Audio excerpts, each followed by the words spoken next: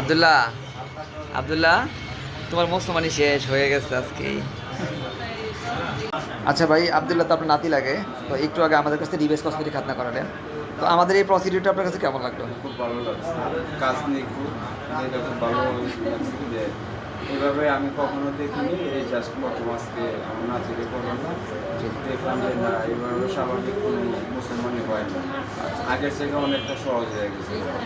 ওকে disturb করছিল surgery না, অবস্থায়? কোনো ডিস্টার্ব নেই, বুঝতেই পারে নাই যে ওনার এই ধরনের কাজটা করা হয়েছে। আচ্ছা, আপনার তো স্যাটিসফাইড না? বাবা তুমি ব্যথা পাইছিলা? আব্দুল্লাহ,